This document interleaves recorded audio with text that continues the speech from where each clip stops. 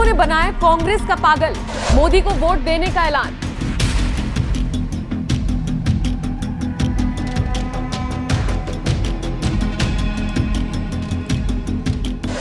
नमस्कार, आप देख रहे हैं एनएमएफ न्यूज। आपके साथ मैं हूं नम्रता चौधरी।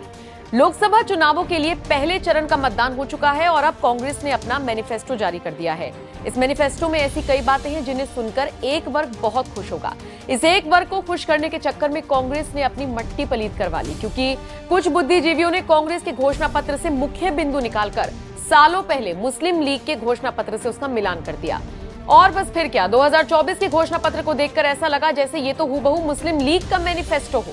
खैर, एक तरफ ये घोषणा पत्र और दूसरी तरफ राहुल गांधी का इकोनॉमिक सर्वे कराने वाला बयान। मतलब वारी कांग्रेस, जो कोई ना कर सका वो ये पार्टी करेगी मुस्लिमों के लिए। सुनिए क्या कह रहे हैं राहुल गांधी। मैं आपसे सिर्फ ये कह रहा हूं, आप जग जाओ। आपको लूटा जा रहा है, 24 घंटे आपको लूटा जा रहा है और आप देखते जा रहे हो। मैनिफेस्टो में हमने क्रांतिकारी काम करना है। पहला काम जाति जनगणना, इससे सबकी गिनती हो जाएगी, सबको पता लग जाएगा किसकी कितनी आबादी। उसके बाद इकोनॉमिक सर्वे होगा, फाइनेंशियल सर्वे होगा, हिंदुस्तान की सब संस्थाओं का सर्वे होगा। सबको पता लग जाएगा हिंदुस्तान के धन में किसकी कितनी भागीदारी है। राहुल के बयान पर सियासत ऐसी तेज हुई कि बिना किसी देरी के प्रधानमंत्री मोदी ने भी साफ कह दिया कि ये देश की संपत्ति का बंटवारा उनके बीच करना चाहते हैं जिनके 5-6 बच्चे हैं। मोदी का इशारा किसकी तरफ था, उनका बयान सुनकर अंदाजा लगाइए। और पहले जब उनकी सरकार थी, उन्होंने कहा था कि देश की संपत्ति पर पहला अधिकार मुसलमानों का है। इसका मतलब ये संपत्ति इकट्ठी करके किसको बांटेंगे? जिनके ज्यादा बच्चे हैं उनको बांटेंगे। घुसपैठियों को बांटेंगे। क्या आपकी मेहनत की कमाई का पैसा घुसपैठियों को दिया जाएगा? आपको मंजूर है ये कांग्रेस का मैनिफेस्टो कह रहा है कि वो माताओं बहनों का सोने का हिसाब करेंगे, उसकी जड़ती करेंगे, जानकारी लेंगे और फिर उस संपत्ति को बांट देंगे। और उनको बांटेंगे जिनको मनमोहन सिंह जी की सरकार ने कहा था कि संपत्ति पर पहला अधिकार मुसलमानों का है। भाइयों बहनों, ये अर्बन नक्सल की सोच मेरी माताओं बहनों।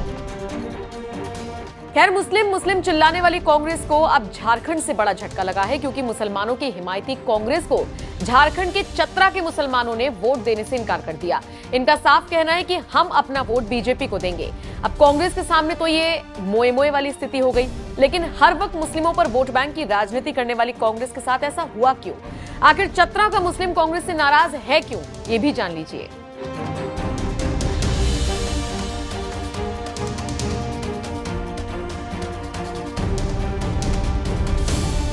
खेल सारा टिकट बंटवारे को लेकर है, जैसे हाल ही में पश्चिमी यूपी में हुआ था।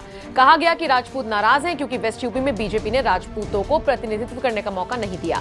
ऐसा ही कुछ झारखंड के चतरा में हो रहा है। कांग्रेस ने इस सीट से के.एन. त्रिपाठी को मैदान में उतारा है। मुस्लिमों का कहना है कि कांग्रेस को यहां से कोई मुस्लिम प्रत्याशी मैदान में उतारना चाहिए था। मुस्लिम यहां पर 20% हैं, ऐसे में वो किसी मुस्लिम कैंडिडेट का ही अनुमान लगा रहे थे। इसी से नाराज मुसलमानों ने ऐलान कर दिया कि हम के.एन. त्रिपाठी को वोट नहीं देंगे, या तो खुद निर्दलीय मैदान में उतर जाएंगे या फिर सीधा अपना वोट बीजेपी को दे देंगे।